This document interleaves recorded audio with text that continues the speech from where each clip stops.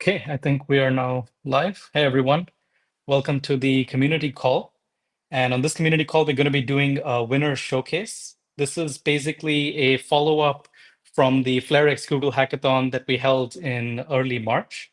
And we wanted to highlight some of the top teams, some of the top projects that were built during that time. The Verifiable AI Hackathon, it focused on a key problem that we face today in blockchain, which is basically that when you're interacting with these blockchain and AI systems, you're not really sure whether the model you're interacting with is what it claims to be.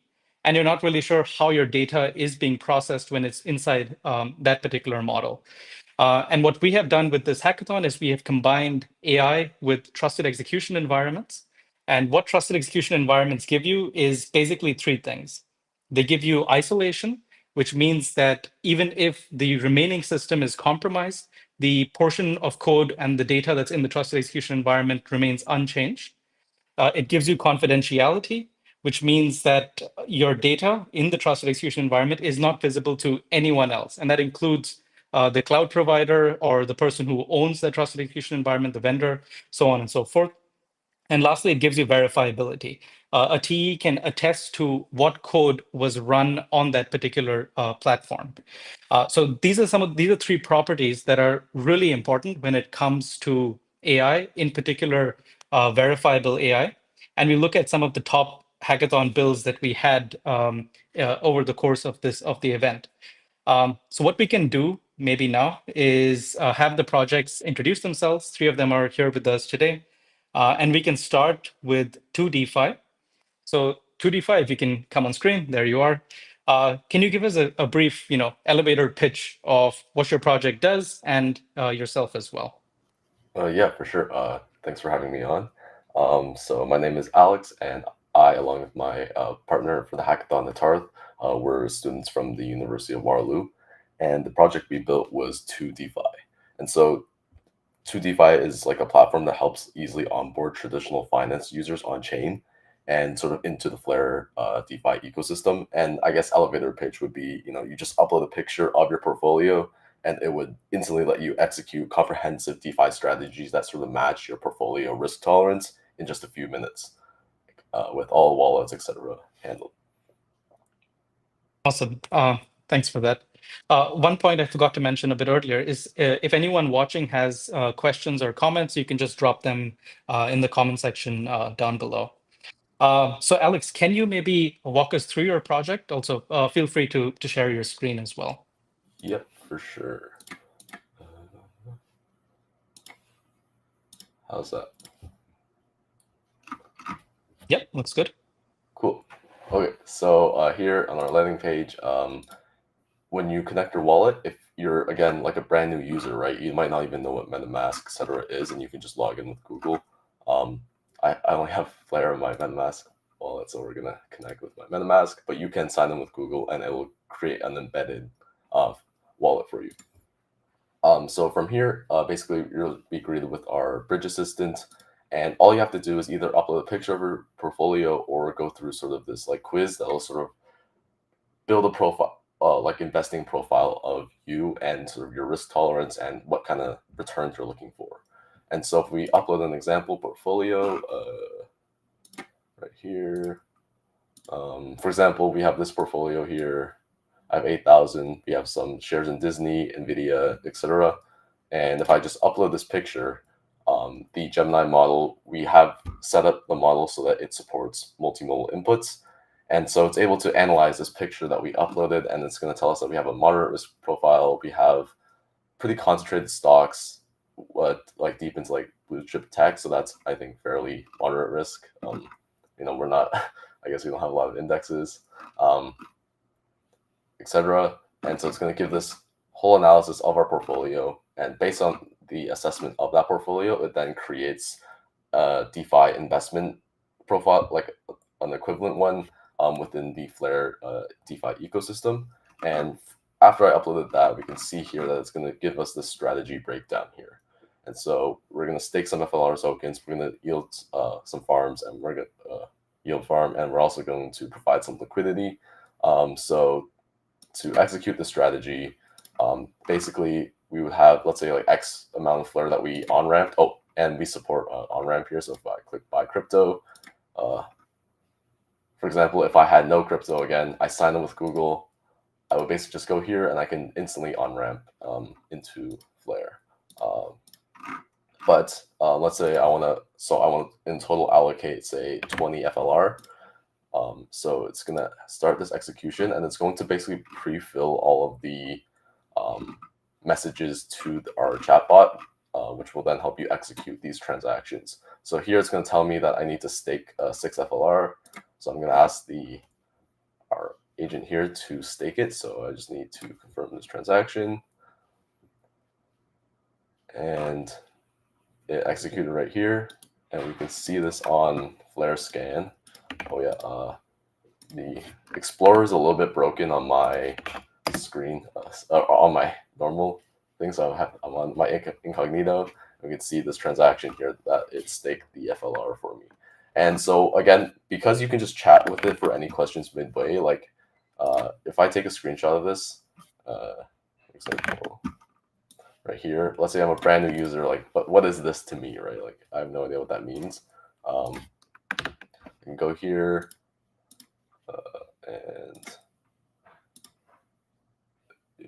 upload this screenshot, and I can say like, oh, what's going on here on this Explorer, right? Like, what's going on here? And it also supports our agent has a RAG system built in with all of the Flare docs, with a lot of the DeFi protocol documentations as well for replace swap, etc. And so using RAG, it's able to reference certain documents and sort of break down exactly what's going on here from this transaction that it just occurred. So it's going to tell me the transaction where it happened, etc., and all these details. And so let's just keep finishing up our strategy. We're going to execute the next step. We're going to swap some FLR to wrap FLR.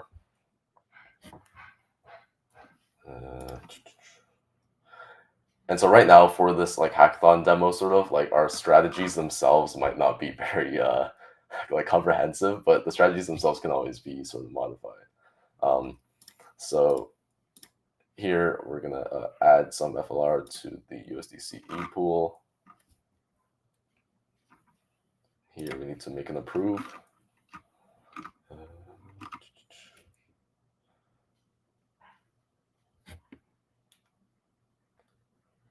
That's going to take a second.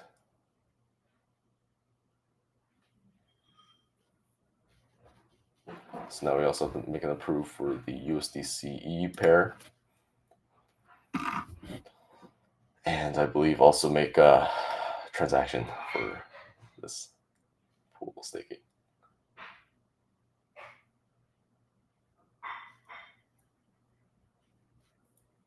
And there we go. Execute that transaction.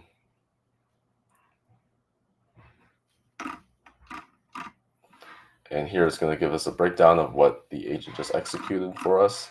And here it'll show the entire strategy allocation that it just did for us. So we can see that we staked 30% into FLR, etc. And yeah, that's about it. So I think in a matter of 3 minutes, with our Explorer question that we had, we went from FLR and into an entire comprehensive DeFi strategy and all through the bridge assistant. And I could just keep chatting with it if I have any questions, etc. for anything else. And yeah, that pretty much wraps up the demo. Yeah, awesome. That's really great to see. So it's sort of combining two aspects over there. One part is the onboarding process, right? So for example, if I'm a traditional finance investor, I don't know anything about Flare. I don't understand, DeFi. Right. But I have a Robinhood portfolio, I have a Fidelity portfolio, I have some stocks in there. So number one is I can take my portfolio from there, the risk metrics from there, and I can translate them into some strategy in DeFi. So that's like the Right. first portion. And the second portion is I can actually perform execution on chain. So I can Right. interact with, Scepter on Flare or SparkDex or Kinetic and so on and so forth. Right. Yeah, that's I think that's a really like interesting use case, and it's an excellent example of how AI agents can actually help in this particular workflow. So one question I had is, how do you see this the AI agent models that you're using over here? How do you see it progressing with like this week, for example, we had the release of Gemini 2.5, right? It's got a little bit overshadowed maybe with GPT-4o image generation. So Ghibli. everyone started making, Ghibli images of Yeah. themselves, right? But Gemini 2.5 did release. It's a thinking model. It has a huge context, like 1 million token Yeah. context window. So how do you see like your project, evolving as these AI models get better and better? Yeah, so I think one of the big things specifically for Gemini 2.5 Pro and its large context window is so right now in our project we sort of have it so that the model, like the level of reasoning is it sort of picks between like develop like strategies that we sort of came up with and like listed strategies. But I think with a much larger context window, we can feed it and have it instead reason the strategies themselves rather than picking between, let's say, n strategies, but to build the strategies themselves. So essentially, we could list out specific actions. Let's say like staking is an action.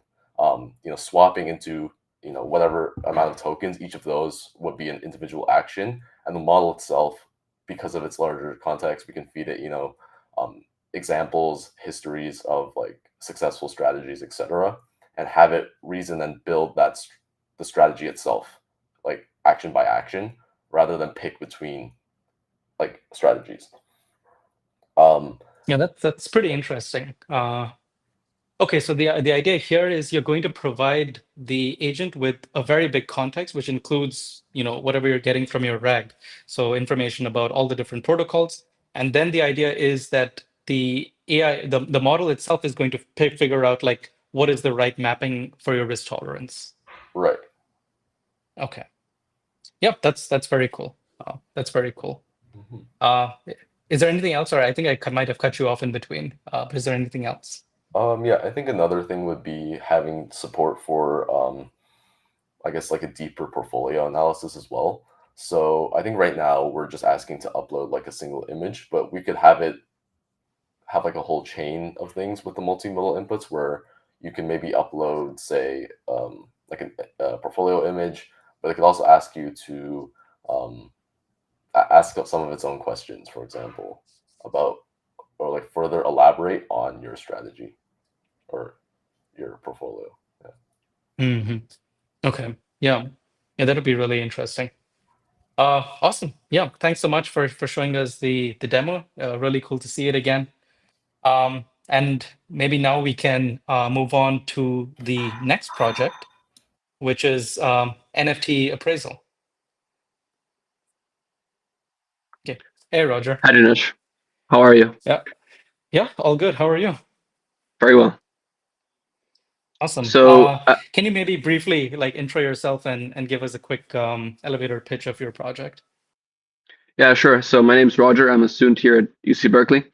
I'm also part of the blockchain club here. And together with my teammate Mohul, we built an NFT appraisal tool. So, essentially, our goal was to, um, well, we had actually two goals because part of it was being able to answer the question of whether NFT prices are at all based on data. And since LLMs are trained on data, we wanted to see if both there was a correlation between like actual stuff that influences NFT prices. So other than like people putting buy and sell orders, so maybe like comments on Twitter, etc. And this is all stuff that the LLMs are trained on. And then also being able to see how accurate different aggregation functions and consensus learning are. And if you want, I can also explain consensus learning in case the audience doesn't know. Yeah, I think So that'd be good if you can give a brief overview.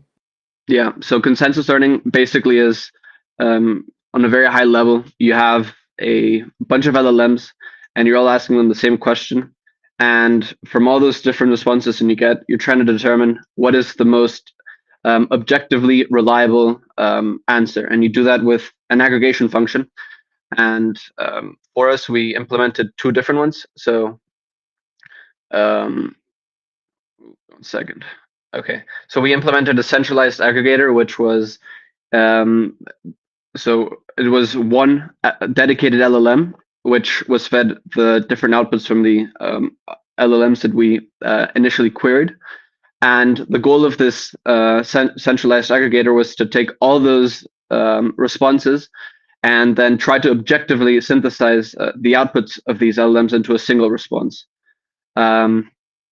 We also had a confidence adjusted aggregator, and this was technically a little more complicated. So what we're doing is we're weighing each LLM in terms of their reliability.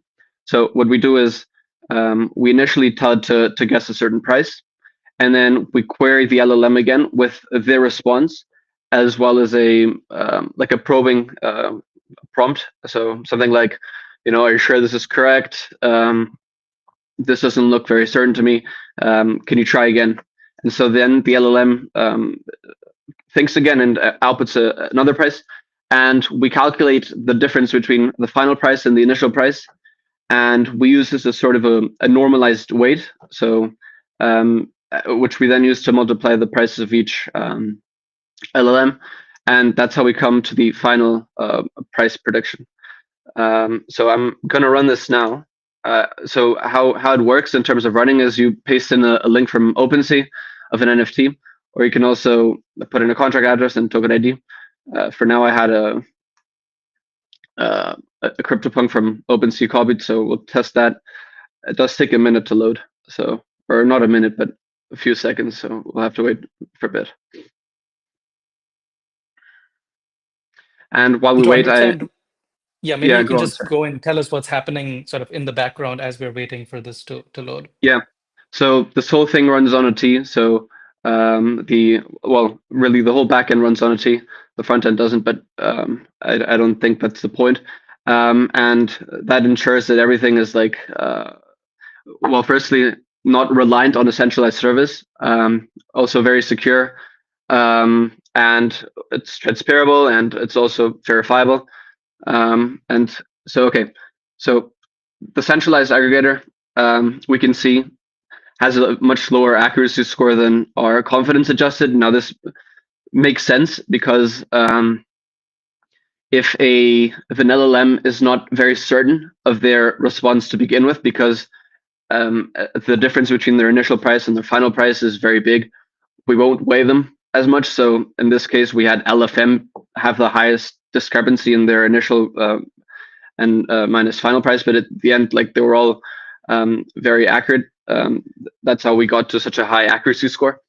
And if we don't do that weighing, what happens is that we get a high price delta. So in this case, the standard deviation was 7,000, and like the total delta was 15,000, which when an NFT is selling for 83,000 is somewhat significant.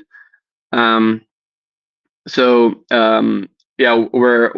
really avoiding and improving on that with a confidence adjusted LLM. And I should also note, I don't know if I mentioned this earlier, but we're currently running on a test mode where we're not guessing what the current market price is, but what we're doing is we're telling the LLMs, okay, it's, for example, it's 2018. The last time the NFT sold was in 2017 for this price. Guess what it would sell for now? And we have that price data because we're like hiding the last price transaction. And so from that, we're able to estimate or not estimate, but to calculate the actual accuracy of the model.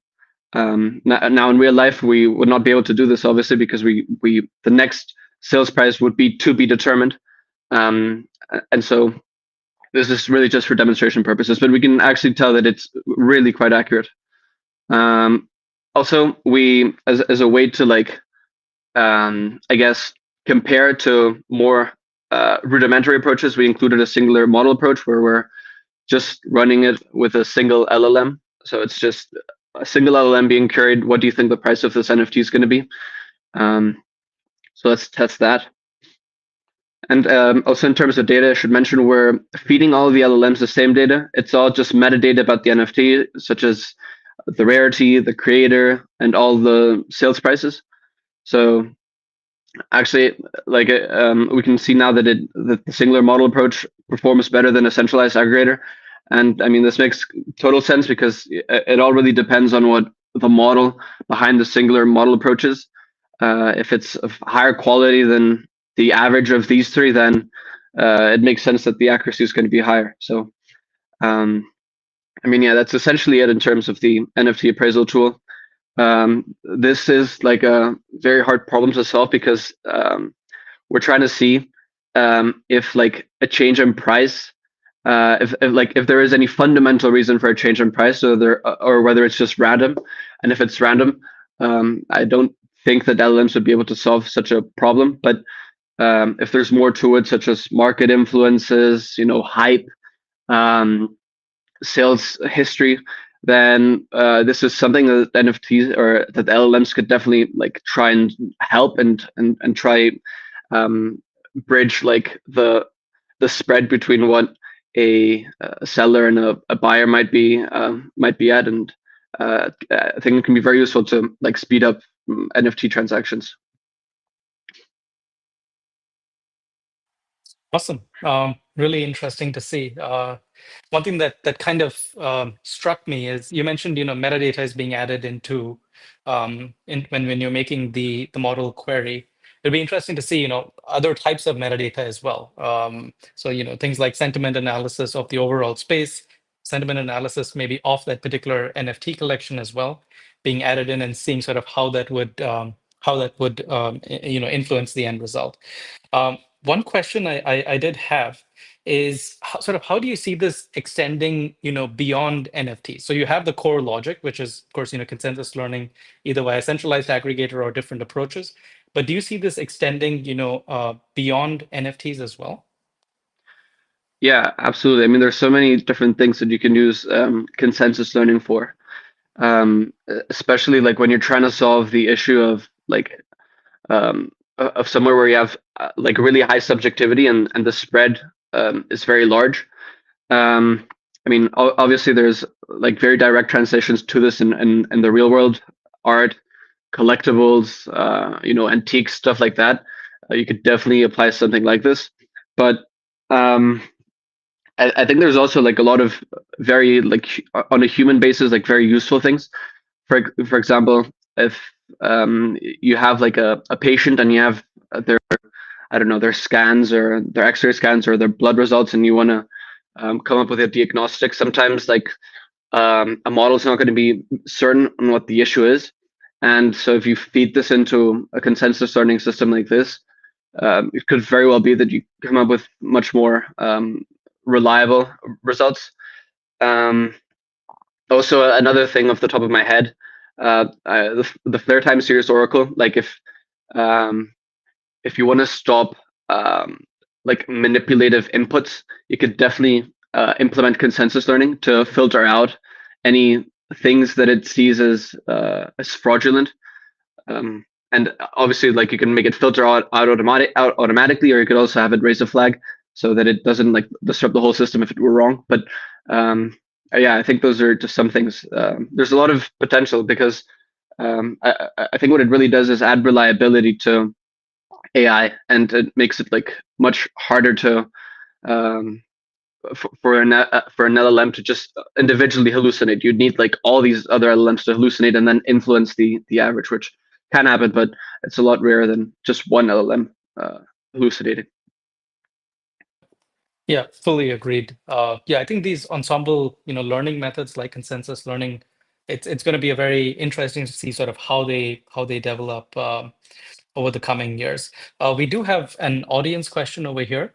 Someone is asking, are there any plans to build a bidding interface into the NFT auction tool? It would be nice to be able to immediately place a bid offer for an NFT on the platform. Yeah, I mean, that's definitely a great idea. Um, I think actually what would work best is for this to be implemented into an NFT marketplace, other than vice versa. Because what we've done is like build a tool uh, to to offer a like a sort of more or less price on or yeah, more or less on what the price of the NFT should be. And I think like customers that are already using things like OpenSea and other NFT marketplaces, I think they would benefit a lot more from this being introduced onto there than them having to come over here. But yeah, I mean, definitely something that we'd love to explore. Awesome. Yeah, actually, to be fair, I also really like that idea. I think it'd be really cool if NFT marketplaces could also suggest a price for you, and the price is then, this aggregate of an ensemble learning system like consensus learning, for example. Yeah. I don't see any further questions. So thanks a lot, Roger. We can then move to okay, that's from Flare Networks. We can then move to the next project, which is Flare Fact Checker.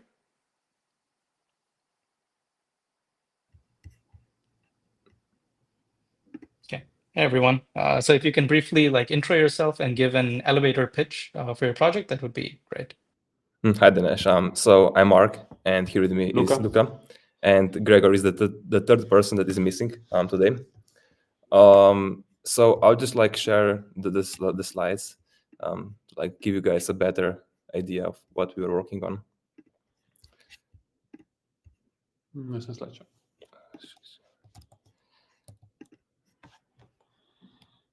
Okay, so we are Flare Fact Checker, and the problem that we're solving is there is abundance of information on the internet, but it's kind of hard to confirm whether it's true or it's false.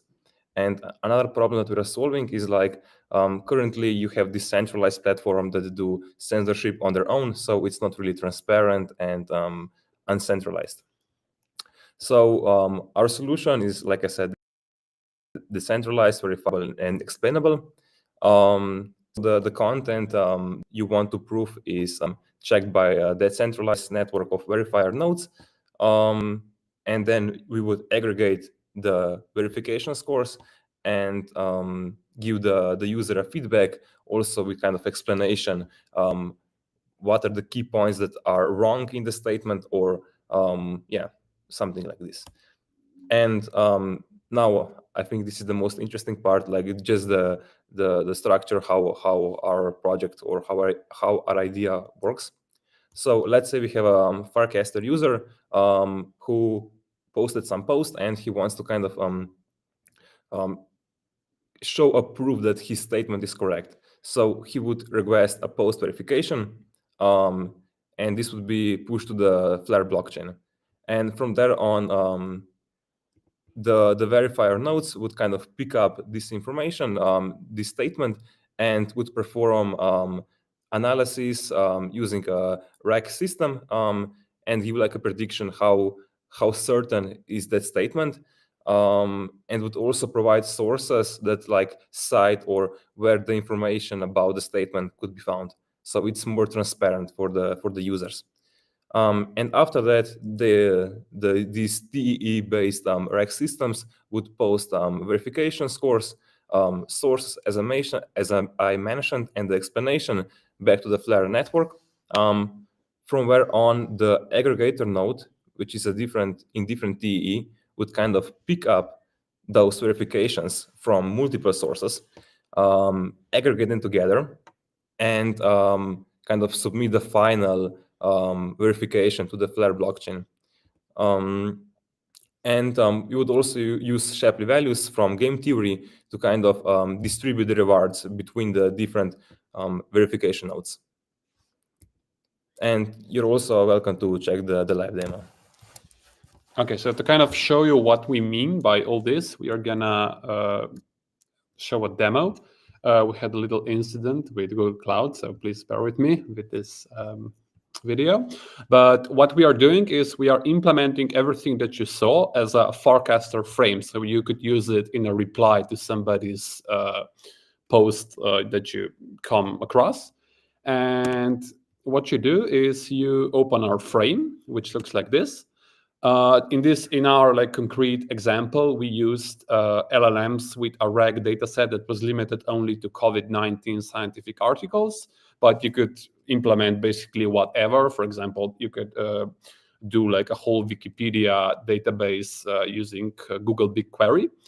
And what the user does is they reply to a statement with the frame. So we would automatically pick up the text that you see here, and we would start the fact check using Flare. So what is happening in the background is we are submitting a request to fact check this statement to Flare network.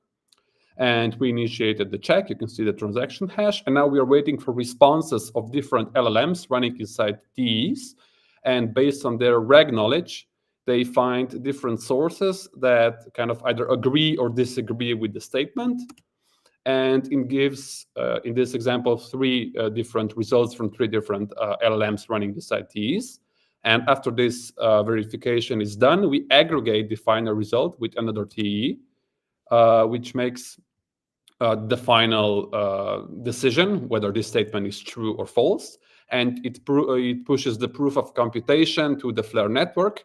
And then we create a simple shareable result that anybody can share back on Farcaster, so others can check this proof of computation and see if the statement is indeed correct or false. So we make this text call and we give it a truthfulness score, and then we post it back to Farcaster. And just to look kind of what happens in the background on Flare network, we will go through the contract. So we have a contract that runs on Flare, and what a user does is submit a request. So this is the statement that they want fact-checked. So you will see right here that we have the statement that we have written. And then 3 different TEs will submit their verification result. As you can see, they submit different articles on PubMed, which is a big collection of biomedical articles. And then another TE submits the aggregation result. And after this is done, we will reward our submitters with a small fee, or a small reward they earn for providing this service for others on the web. Yeah, so here we will go to a simple one of the LLMs, and we can see that the coin was successfully transferred to their wallet, and they were indeed paid for all of their services that they provide. Okay, yeah, so this is the end of our demo, and feel free to also check out the website. It's available for everybody. Awesome. Yeah, thank you for going through that. Really quite an interesting use case. I think personally, I like that you've combined, multiple verifiers, each with their own independent data sets that they of course don't have to reveal, to anyone. Sort of one question I do have though is, let's say that as an end user, I'm requesting a fact check, but I want some sort of verification beforehand that these verifiers have the required knowledge to be fact checking what I'm going to be asking them, right? Is there a way for me to measure that before actually requesting a fact check? Well, you could maybe look at the TE image hashes. So to kind of so you're certain that the aggregation result or the verification result you get actually is running with a Docker container that has the required information.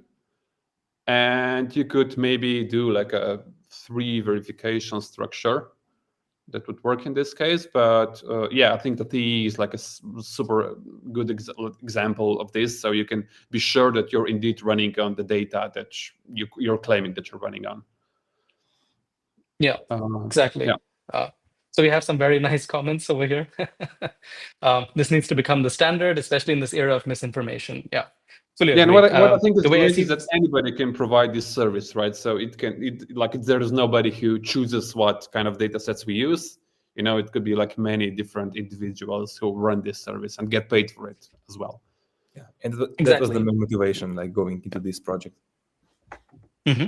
Yeah, no, fully agreed. Yeah, very cool. Very cool. Yeah, thank you for presenting that.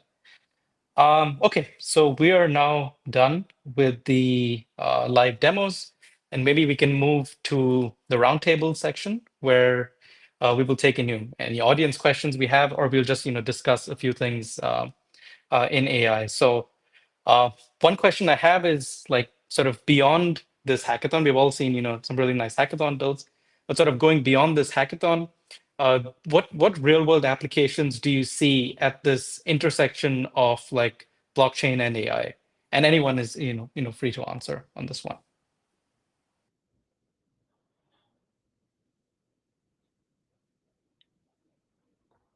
Like I think that our project is a good application. Like if it becomes like a real like I don't know, production level or something, I think it would be very nice, like, and having a tool that would like be able to quickly showcase that some information is correct would be really awesome.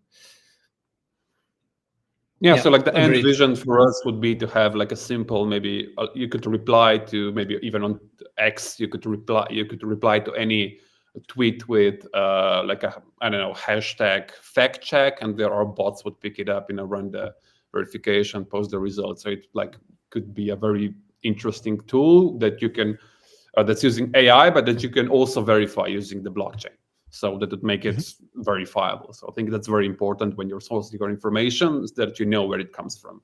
Like, and Yeah. working like towards like free speech, like I think it would really help it. Yeah.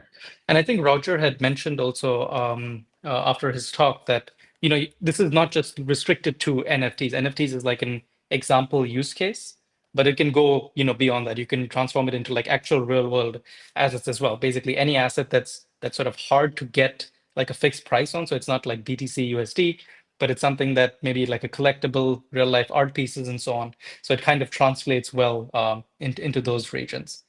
Alex, do you have any thoughts on this? Yeah, definitely. I would say, like, again, like our project is also sort of like a good application of blockchain X AI. I think within the DeFi space, especially, we've seen, especially on Twitter, a lot of the hacks and things that have been going on lately. And I think having AI abstract away sort of a lot of the complexities of DeFi and helping users gain a better understanding is a pretty good application as well. Yeah. Yeah. Yeah. I can There's so also many pitfalls. Yeah. Sorry, go ahead. Or I was also just going to add something from that I think could be very useful. Since like LLMs in general tend to be quite good with like data analysis and because at the end of the day that they're trained with like essentially the internet, they can pick up on a lot of patterns that maybe humans can't, and or that we haven't even realized exist. And so I think in the future it could actually also be quite useful for being able to gauge the demand of a certain like token in the future, or like being able to determine like the price of an asset on chain in the future, and so much, like so many other cases where like we're not certain on what the price is going to be or on what's going to happen. I think an LLM could be quite useful because it's seen so much in history, and it's stuff that we humans individually don't know, and that maybe we as as a whole, as the internet or like as a species, might know together. And I think the LLMs would be able to like pick up on these kind of things. Yeah, very interesting. When you mentioned token pricing, actually, something came to mind. You have sometimes like this pre-listing of tokens. So this is before a token, starts actually trading on an exchange. And there's always this question, like, what price do you actually list that asset at, right? And if you could have, these appraisal systems actually give a fair number for listing the price at, you wouldn't end up with these situations. Maybe sometimes exchanges listed way too high, and then it lists, and then it immediately like drops back to something that is a more fair value. So maybe we could avoid those kinds of violent price swings just by using, as you mentioned, LLMs are good at understanding data. They're good at identifying patterns. And there is obviously some pattern to these token launches. Like maybe some project, it had a lot of adoption, it has a very strong community, it's probably going to be a higher valuation. So there is a way to kind of map these things over there. Yeah.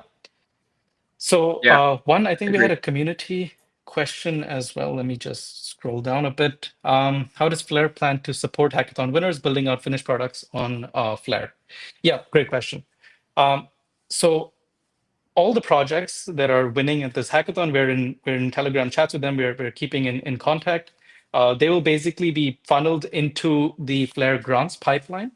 And what we're trying to aim for over there is basically to support these builders in building out final production-ready applications on Flare. In addition to that, if they have a startup as well, then they're also eligible for Google's grants program as well, which will basically give them a huge amount of credits to get started. So they never have to pay basically any like infrastructure costs. They'll get Gemini for free, all the Gemini models, including 2.5 Pro and everything.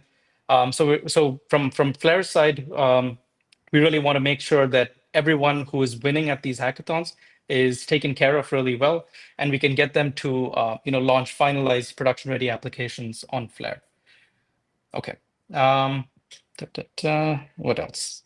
Okay. Another question that kind of came to mind. So the hackathon builds in this event, they use the Flare AI kit. So the Flare AI kit was this set of templates that we built out, which were then utilized to create your own individual applications.